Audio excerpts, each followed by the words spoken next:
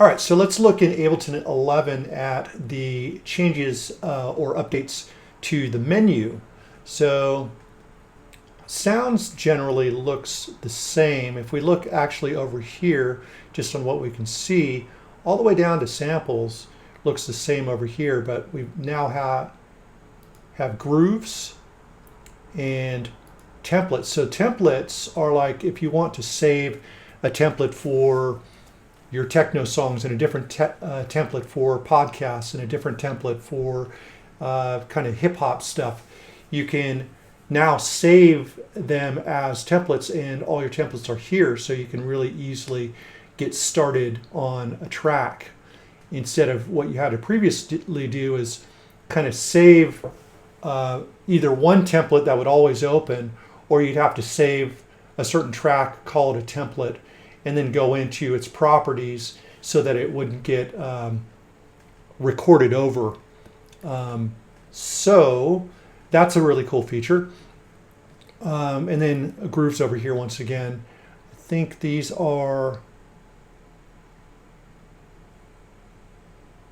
yeah, I think these are all the grooves available. I could be wrong, but I'm pretty sure that these are not individual grooves that I created. So yeah, I think everything's available there. Otherwise, you can go into packs like you did before, go into the core library, and then you can go into your grooves right here and find all your different grooves. All right. So now let's jump into instruments, and as we can see here, instruments here kind of look the same overall. So yeah, all the same instruments here. I think there's some updates to some of the instruments. I think maybe the electric. Yeah, the electric now has a visual to it. So it's the same thing. I don't know if they've upgraded the sound. I mean, it already sounded great, but they've made it a lot more user-friendly. Let's see. But now we have drum synth. And these are from the Max for Live library, but they put it up front and center, which is great because these make great individual sounds, you know, hi-hats. And I think they've updated these as well with the visual. So you can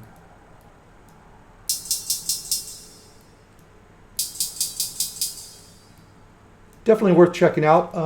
The kick drum is actually pretty good. Let me just your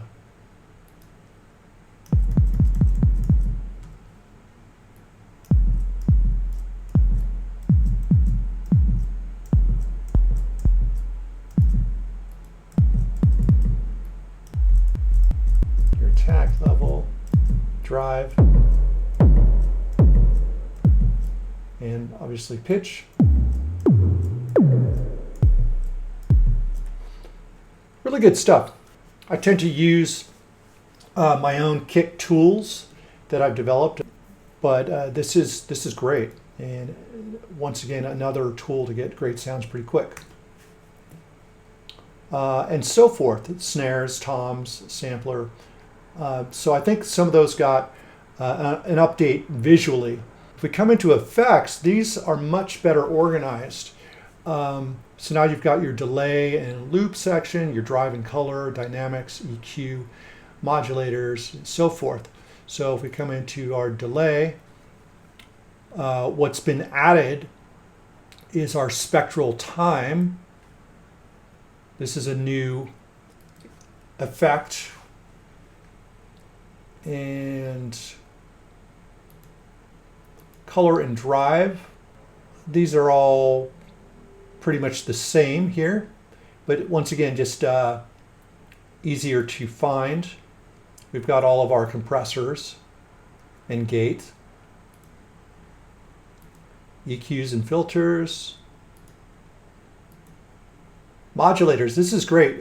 These are all Max for Live devices, but they're putting them front and center because these are really, really useful tools. So I've already done, you know, tutorials on these. But yeah, definitely something to check out there. pitch and modulation. Some of these have been updated. I don't know if AutoPan has. Let's check this out. AutoPan's the same. But Chorus Ensemble has a different look to it, and it does a lot more as well. And I'll get into that a little bit later. And Phaser Flanger, they've got an update here, so now you can just switch between Phaser and Flanger here, as opposed to having a separate Phaser and Flanger. This is all one, and much better visual as well on what's going on. And obviously you've got a doubler here as well, so very cool. And from what I've played with, they sound better than they used to, so that's very cool. Now we have our reverbs and resonance. I think Corpus got an update. Yeah, so it's more visual as well. So just more user-friendly. The hybrid reverb is something that a lot of people are really excited about. It takes a standard reverb and convolution reverb and kind of hybrids them together. So some really cool options that you have here with hybrid reverb. And once again, I'll get into the effects later. And this is a brand new tool called the Spectral Resonator. This here, really, really interesting sounds that I'll get into later. And then we have our utilities.